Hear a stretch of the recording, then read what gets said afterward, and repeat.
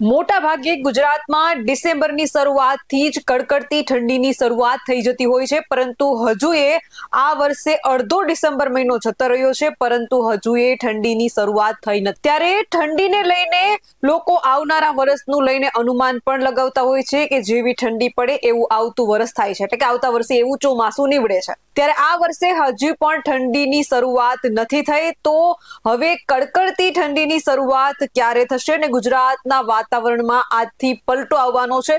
તો હવે આ નવી આગાહી શું છે, હવામાન વિભાગ શું કહી રહ્યું છે, અંબાલાલ પટેલ શું આગાહી કરી રહ્યા છે, તેના વિશે ચર્ચા કરવાની છે. નમસ્કાર, આપનું સ્વાગત છે BS9 TV ન્યૂઝ ઉપર અને હું છું આપની સાથે કાજલ સુવા. આજથી ગુજરાતના વાતાવરણમાં આવશે મોટો પલટો. અંબાલાલ પટેલ અને હવામાન વિભાગની આગાહી સામે આવી છે. પૂર્વ એશિયામાં સક્રિય ચક્રવાત બાકુંગ દક્ષિણ ભારતના કેટલાક રાજ્યોને અસર કરે તેવી શક્યતા છે. ત્યારે ગુજરાતનું હવામાન કેવું રહેશે તે અંગેની હવામાન વિભાગ અને હવામાન નિષ્ણાત અંબાલાલ પટેલની આગાહી જાણીએ. ભારતના વિવિધ ભાગોમાં આ દિવસોમાં હવામાન બદલાયું છે. ઉત્તર ભારત તેમજ પૂર્વી અને મધ્ય ભારતના ઘણા રાજ્યોમાં ઠંડીએ જોર પકડ્યું છે. લઘુત્તમ અને મહત્તમ તાપમાનમાં વધુ ઘટાડો થવાની આગાહી કરી છે. તેણે પંજાબથી ઉત્તર પ્રદેશ, બિહાર, બંગાળ અને ઓડિશા સુધીના વિસ્તારોમાં ગાઢથી ખૂબ જ ગાઢ ધુમ્મસની ચેતવણી પણ જારી કરી છે. પ્રવાસીઓને ખાસ સાવધાની રાખવાની સલાહ આપવામાં આવી છે. ગાઢ ધુમ્મસને કારણે જાહેર અને ખાનગી પરિવહન વ્યવસ્થા પર પણ પ્રતિકૂળ અસર પડી છે.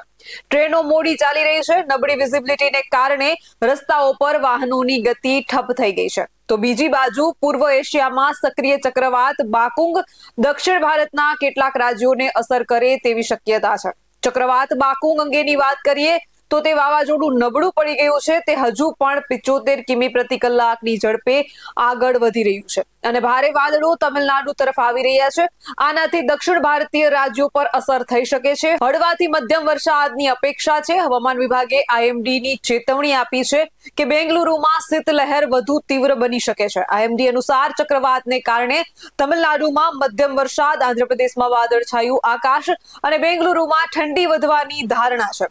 IMD આગાહી કરી છે કે આવતા અઠવાડિયે બેંગલુરુમાં તાપમાનમાં લગભગ 12 ડિગ્રી સેલ્સિયસ સુધી ઘટી શકે છે. શહેર અને કર્ણાટકના ઘણા ભાગોમાં શુષ્ક અને સ્વચ્છ હવામાન હોવા છતાં શીતલહેરની અપેક્ષા છે. હવામાન વિભાગ અનુસાર આવતા અઠવાડિયે બેંગલુરુ અને કર્ણાટકમાં કેટલાક ભાગોમાં તાપમાન ઘટશે. લઘુત્તમ તાપમાન 12 ડિગ્રી સેલ્સિયસની આસપાસ પહોંચવાની શક્યતા છે. હવામાન વિભાગ અંગેની વાત કરીએ તો હવામાન વિભાગના અમદાવાદ કેન્દ્રએ આપેલી માહિતી પ્રમાણે ગુજરાતમાં પૂર્વ તરફના પવનો ફૂંકાઈ રહ્યા છે. આજથી ધીમે ધીમે તાપમાન 2 થી 3 સેલ્સિયસનો વધારો થવાની સંભાવના છે. હવામાન વિભાગે આપેલી આગાહી પ્રમાણે 23 ડિસેમ્બર સુધીમાં સૌરાષ્ટ્ર, કચ્છ સહિત ગુજરાતમાં હવામાન શુષ્ક રહેશે. ક્યાંય પણ હાલ વરસાદની આગાહી આપવામાં આવી નથી. હવામાન નિષ્ણાત અંબાલાલ પટેલે પોતાની આગાહીમાં જણાવ્યું છે કે 18 થી 19 ડિસેમ્બરના વાદળો ઘેરાશે અને 18 ડિસેમ્બરના વેસ્ટર્ન ડિસ્ટર્બન્સના કારણે દેશના ઉત્તરીય પર્વતીય વિસ્તારમાં બરફ વર્ષા થશે. 20 થી 21 સુધીમાં બરફ વરસાદ અને કમોસમી વરસાદ થવાની શક્યતા રહેશે. 22 ડિસેમ્બર બાદ આકરી ઠંડીનો અનુભવ થશે. 27 થી 28 ડિસેમ્બરમાં ઠંડીનો વધારો થવા લાગશે. 11 જાન્યુઆરીના હાડ થીજવતી ઠંડી પડશે. 17 જાન્યુઆરી સખત ઠંડી રહેશે અને જાન્યુઆરીમાં 1 થી 2 હળવા મજબૂત વેસ્ટર્ન ડિસ્ટર્બન્સ આવતા ગુજરાતના હવામાનમાં પલટો આવશે. લાનીનોની અસરના લીધે સવારના ભાગે ઠંડી વર્તાશે. ગુજરાતના હવામાન વિભાગની આગાહી મુજબ આજે એટલે કે 18 ડિસેમ્બર 2025ના રોજ ગુજરાતમાં કોઈ કોલ્ડ વેવ એટલે કે શીતલહેરનું એલર્ટ આજે નથી. જોકે રાજ્યના કેટલાક વિસ્તારોમાં રાત્રે અને વહેલી સવારે ઠંડીનો અનુભવ થશે, જ્યારે બપોરે તાપમાન સામાન્ય કરતા વધુ રહેશે. આજનું હવામાન અને તાપમાનની વાત કરવામાં આવે તો 18 ડિસેમ્બર 2025ના રોજ અમદાવાદનું લઘુત્તમ તાપમાન આશરે 15.4 સેલ્સિયસ નોંધાયું છે, જે સામાન્ય કરતા સહેજ વધારે છે. દિવસ દરમિયાન મહત્તમ તાપમાન 31 સેલ્સિયસ આસપાસ રહેવાની શક્યતા છે. સુરતની જો વાત કરવામાં આવે તો સુરતનું લઘુત્તમ તાપમાન 19.4 સેલ્સિયસ અને મહત્તમ તાપમાન આશરે 30 સેલ્સિયસ રહેવાની સંભાવના છે.